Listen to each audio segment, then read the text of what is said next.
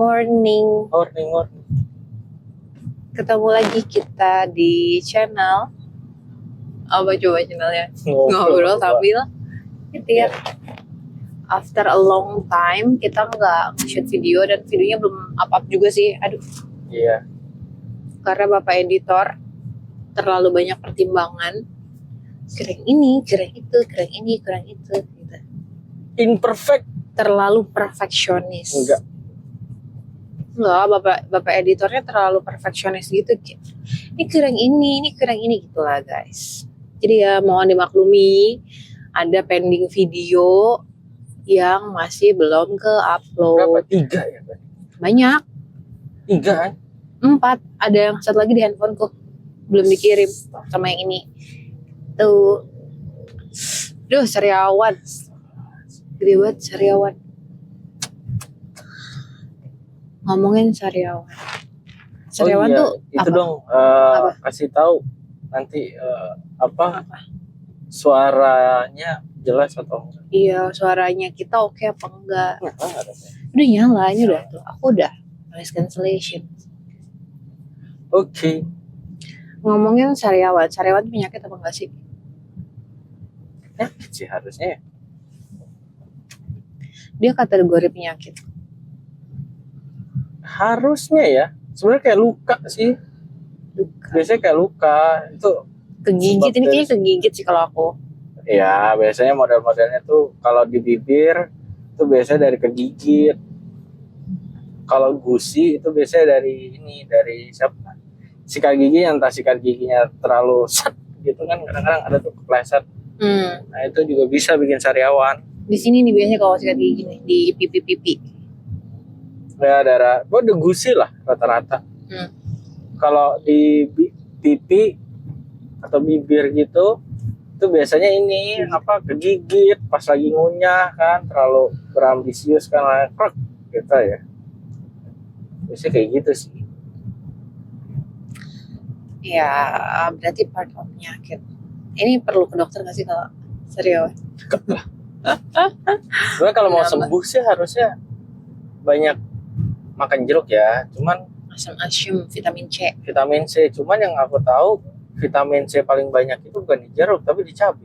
Makanya dibilangnya kalau Sariawan makan cabai. Tapi kalau katanya dokter itu mitos. Ya. Ingat nggak? Waktu itu kita pernah nonton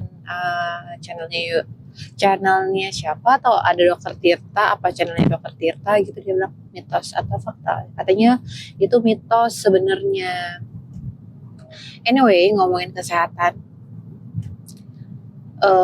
Kemarin nih aku baru emang selama ini tuh entah kenapa memang identik kalau banyak orang Indonesia kalau misalkan berobat atau even cuma general check up itu lebih memilih ke Malaysia. Betul. Pernah dengar nggak? Betul. Setidaknya ada salah satu teman yang check up-nya di Malaysia. Menurut kalian worth it nggak sih guys? Lebih worth it mana? General check up di Malaysia atau di Indonesia aja? Kalau aku sih kayaknya ya, jadi yang aku tahu sih dari temanku ini, jadi kan dia istrinya check up di Kuala Lumpur. Di Kuala Lumpur memang seingatku sih lebih murah. Tapi kata dia living cost-nya itu ngebuat sama. Ya sebenarnya balik lagi tergantung living cost-nya. Karena kan pasti kalau jarak jauh ya kayak misalkan kita di Jakarta terus berobatnya di Surabaya kan pasti ada biaya bolak-balik, nginep dan lain-lain. Nah sebenarnya kalau di total ya aku nggak tahu. Cuman kayaknya sih sebenarnya hitungannya kalau di Jakarta untuk kita yang di ibu kota kali ya, itu sih harusnya mungkin sama kali ya. Kalau menurutku, cuman aku belum pernah sih. Saya belum pernah ke Kuala Lumpur kayaknya. Saya ke Malaysia belum pernah. Pernah, yang katanya waktu transit. Iya transit doang 12 jam ay. Transit 12 jam ngapain aku ke rumah sakit? Ya enggak. Aku juga kalau ke KL atau ke Malaysia gitu nggak pernah ke rumah sakitnya sih. Iya, ya. Maksudnya iya hitungannya seperti itu gitu. jujur kalau aku jadi kayak kepikiran gitu. Terus kan jadi kemarin tuh ngobrol-ngobrol nih. Satu yang si bapak itu, si rekan bisnis Anda yang ternyata nemenin istrinya ke Singapura, kita mikirnya either kerjaan atau jalan-jalan ya. Tapi ternyata nemenin istrinya yang lagi sakit gitu, katanya di KL. Nah, terus kemarin kebenaran banget itu aku juga ngobrol sama temanku. Tapi dia punya in-law sama dia punya inilah ya family-nya, siblingsnya, in-law sama siblingsnya itu mau general check up di KL juga. Katanya itu cukup murah, kayak general check up yang lengkap ya, maksudnya lengkap dalam arti ya bukan darah doang gitu. Itu sekitar 2 jutaan. Itu dia di KL. Allahu Akbar, apa di situ? Itu pengharum. Mantan pengharum. Terus pas ngobrol-ngobrol gitu, ya gimana gitu kan? Ya nah, dia punya opinion tuh seperti apa gitu biayanya. Dia bilang ya lebih murah gitu loh si general check up-nya. Terus ada satu lagi temanku yang memang dia sering berobat ke KL. Itu murah. Terus dia bilang memang kalau di Malaysia itu KL murah, tapi sebenarnya memang yang lebih murah tuh di Penang, di Penang. Katanya itu lebih murah. Terus ada satu institusi dan itu emang terkenalnya di si itu yang kemarin aku share. Itu cukup murahnya katanya, dan mungkin bisa lebih murah lagi kalau misalkan kayak rumah sakit kerjasama sama universitas, kayak ada label universitasnya gitu loh. Kayak mungkin kalau kita rumah sakit UI mungkin ya kalau nggak salah dia bilang kayak gitu. Terus aku tanya seberapa murah gitu kan, dia bilang ibaratnya dengan uang yang sama dia butuh 2 bulan berobat di Indonesia. Meanwhile kalau dia pakai di KL ini, dia kan di KL ya bukan di Penangnya, itu bisa buat 6 bulan uang dia berobat, ibaratnya kayak gitu.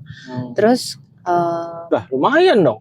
Iya, dia bilang berarti kayak kan gitu. Sepertiga ya, hampir sepertiga kan berarti kan. Terus ada yang nanya apakah 50-50, lebih dia bilang sekitar 2/5-nya doang, not even setengahnya. Ini katanya temanku ya. Kalau dia kan memang udah yang tahu mau ke dokter siapa, treatment apa segala macam, udah yang tahu kayak gitu. Jelas lah ya. Terus jadi nggak melalui nggak ke dokter umum dulu lah ibaratnya, udah tahu karena udah beberapa kali. Terus dokter spesialis di Indonesia berapa sih? Sekitaran tergantung 600-800 tergantung spesialis. Konsulnya doang. Iya. Kemarin aku bilang kayak Indonesia juga 300 tergantung rumah sakit ya bilang gitu. Terus temanku bilang di Indonesia tuh spesialis 400 sampai 500 kan. Terus temanku ini yang berobat di KL dia bilang dokter dia spesialis itu 200 sampai 300 doang. Rupiah. Iya, kalau dirupiahin. Terus aku bilang, gimana kalau misalkan overall gitu kan? Ya sebenarnya kalau overall slightly lebih murah, tapi mungkin ada kepuasan tersendiri atau apa, akomodasinya gimana? Aku bilang gitu kan. Kalau tiket kan balik lagi seuntung-untungannya kita dapat tiket berapa murah. Kalau akomodasi secara tempat tinggal itu tergantung kita mau tempat yang seperti apa. Kalau misalkan emang cuman ya udah buat yang penting tidur, bisa tidur dan mandi di kamar mandinya dalam, nggak sharing kamar mandi gitu ibaratnya. Itu dia bisa dapat 100-200 deket si hospitalnya. Berarti memang ya dalam arti ya worth it kali ya. Istilahnya di sana juga udah memikirkan, wah ini dekat rumah sakit nih, gue buka hotel murah aja untuk hotel atau hostel gitu ya kayaknya. Iya, ke hotel, mostel yang ya istilahnya hotel murah, budget hotel lah. Budget hotel untuk attraction si itunya. Dan memang katanya yang udah pernah ngalamin di rumah sakit rumah sakit Malaysia ini memang udah ada kayak agent row atau di rumah sakitnya pun si kamar rawat inapnya katakanlah kayak gitu, atau ruangan apanya itu emang isi Indonesia semua, katanya kayak gitu. Saking banyaknya. Dan kemarin aku ngecek di web itu memang ada international patient dia emang udah kasih ada khususnya sendiri gitu loh. Nanti dia mungkin akan ada bantu akomodasi.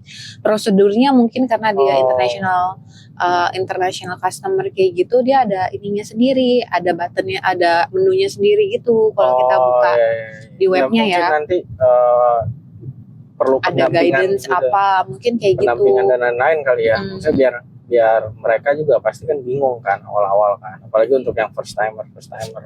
Iya.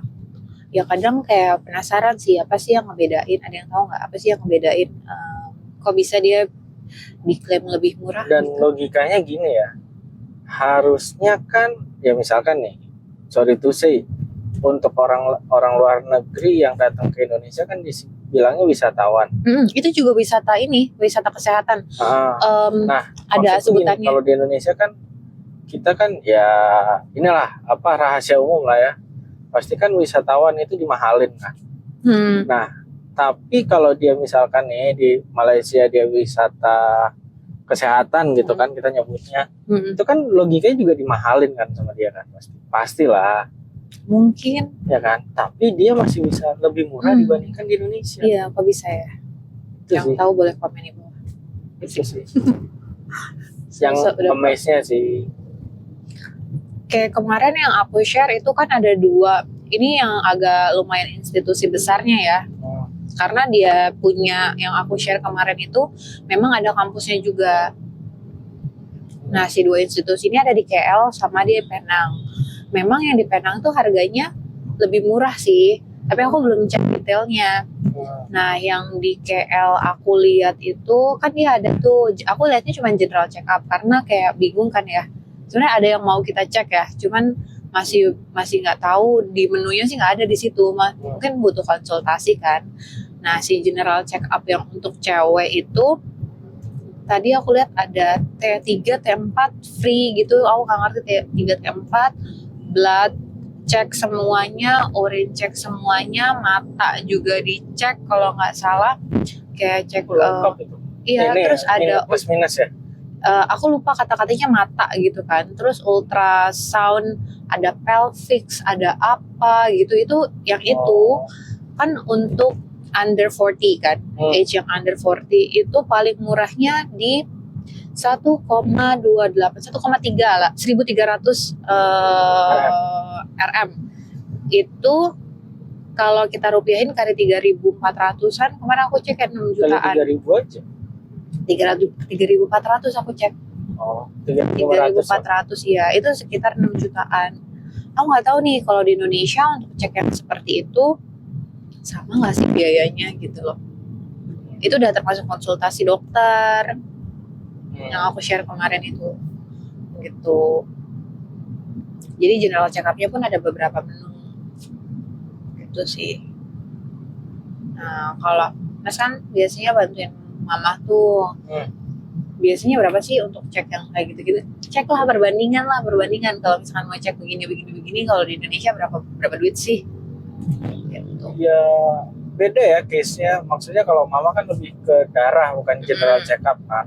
Iya, maksudku tapi pas kayak gitu setara nanya-nanya setara gitu. Mama itu udah pakai asuransi korporat gitu kan.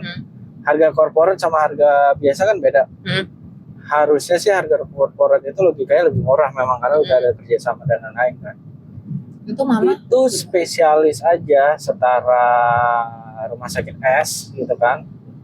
Nah itu spesialis untuk konsulnya doang. Konsul ya, kita bukan obat ya, obat kan pasti di luar. Untuk yang ginjal dan sekitaran apa? Kalau prof, karena seginjal itu prof, itu ada di sekitar 600-an. Seingatku 600-an. Kalau biasa spesialis darah, bukan spesialis darah. Spesialis internis itu di ya 300-an sih yang S. 300 apa? Nggak salah. Nah, tapi kalau aku pernah dulu di rumah sakit P, itu spesialis untuk neurologi. Aku nggak tahu ya, karena kan beda tuh, masing-masing beda. Untuk P itu ada di 700-an, Terus darah itu di 600-an. Darah, internis darah. Internis darah. Kalau yang di S itu kan internis diabetes. Ini internis darah itu 600-an. Terus Kalau mama cek darah lengkap deh.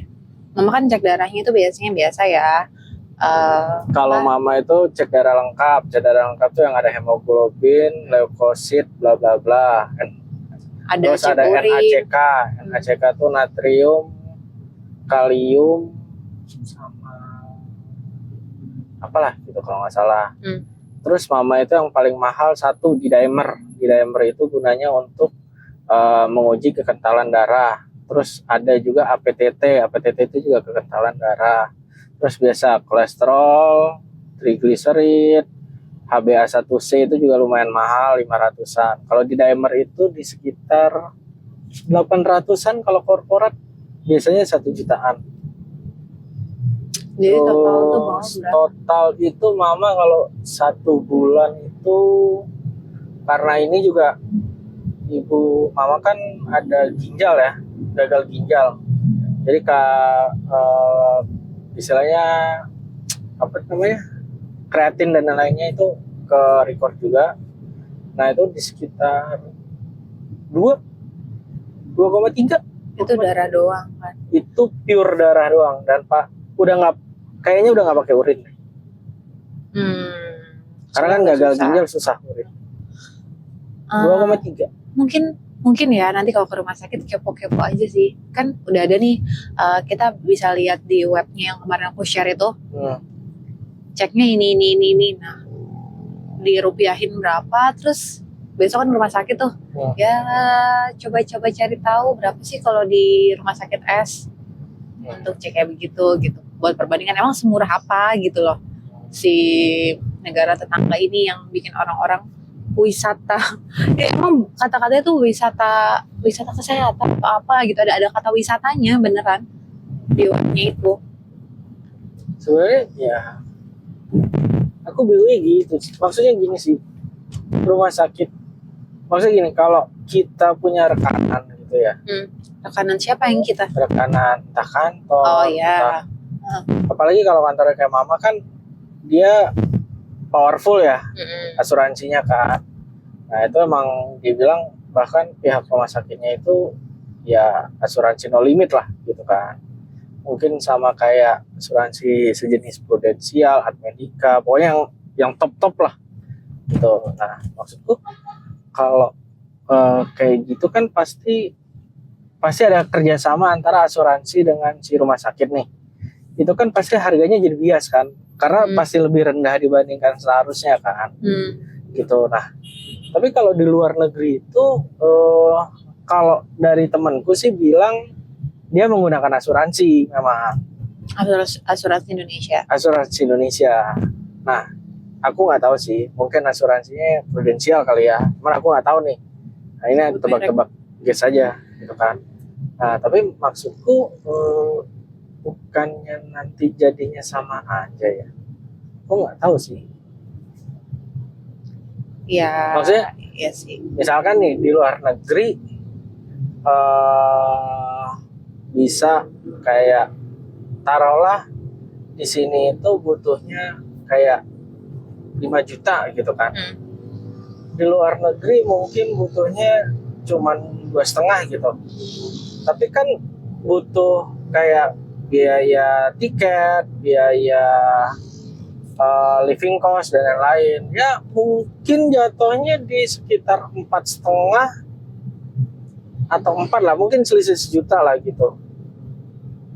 Cuman kalau dengan posisi kita harus ke sana, terus ya mungkin environment-nya beda dan lain-lain dibandingkan di sini gitu kan. Ya ujung-ujungnya sih mungkin sama aja ya, cuman secara spesifik aku jujur nggak tahu sih perhitungannya loh. Jujur sih lagi penasaran sih. Iya makanya. Cuman kan katanya nanti BPJS ada itu tuh, hadiah ulang tahun medical check up gratis. Medical check up-nya apa, darah doang? Waduh. Oh enggak, ada ini. Bentar, kemarin aku lihat kok uji kanker, mamotografi, serviks, prostat, dan darah kayaknya ya. Untuk yang ada yang udah menikah, belum menikah, salah. Cuman aku masih belum tahu. Itu cuman ini berita doang, belum yang resmi dari BPJS-nya. Belum official. Belum official. Sakit guys. Ya semoga aja tiap tahun lah dapat kayak gitu. Ini kan lumayan kan, karena sebenarnya kan kalau gini, aku aja kan orang tua diabetes. Dari ibu darah tinggi, dari bapak jantung. Lengkap sekali. Ya kan? Nah, itu sebenarnya minimal banget itu setahun sekali karena belum tervonis diabetik gitu kan. Nah, itu minimal setahun sekali untuk kayak yang HbA1c, terus lain-lain lah. HbA1c bukan cuman sekedar ini ya, tes sewaktu-waktu ya gula darah, tapi HbA1c. Nah itu minimal 1 tahun, setahun sekali lah. Ya kalau BPJS bisa gitu Pak, pasti kan BPJS punya itu tuh track record kan, karena kan kita pasti screening dulu kan sebelum, pada saat kita ngisi BPJS kan biasanya di screening dulu apakah punya turunan A, B, C, D, E gitu kan. Nah menurutku sih kalau pemerintah bisa kayak gitu ya minimal setahun sekali lah. Dan gini, maksudnya kan nggak semua orang pakai nih BPJS-nya.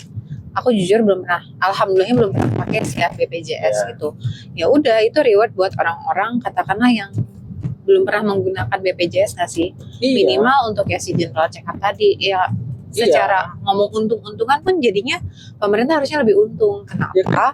Karena kita udah ke screening dari awal gitu kan. Biar kita juga bisa lebih aware kalau misalkan apanya begini. Jadi kita Ya kan? udah ada preventif Gini, apa sekarang segala kan macam gitu. kalau nggak salah BPJS itu berapa? 12% ya?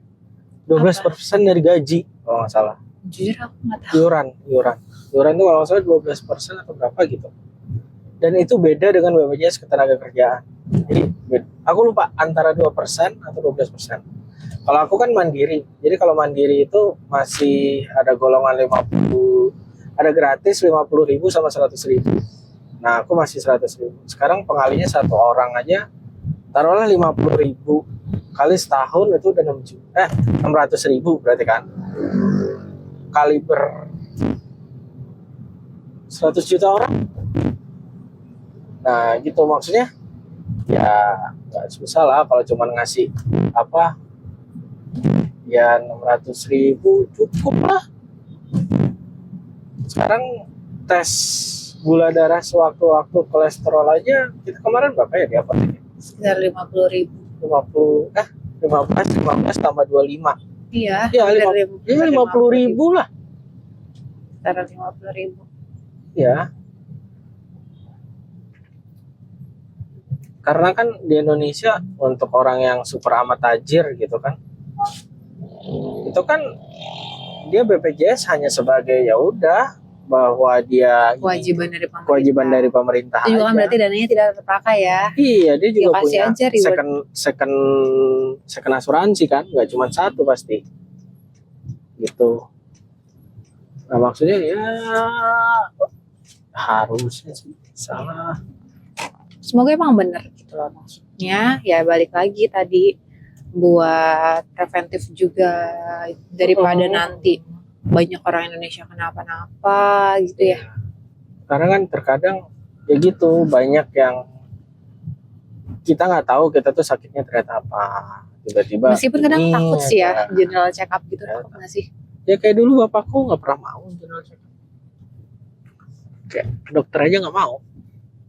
Udah harusnya dirawat, malah bilang nggak mau dirawat. Ya gitulah. Padahal kan asuransi gratis dari kantor. No limit, tetap aja. Ya gitu, karena kan orang terkesannya kayak wah gunakan asuransi tuh kayak mana gitu ya, padahal sudah perlu. Gunakan segalanya tuh dengan bijak. Dan pengalaman yang ngurus orang tua ya memang harusnya dari dini sih.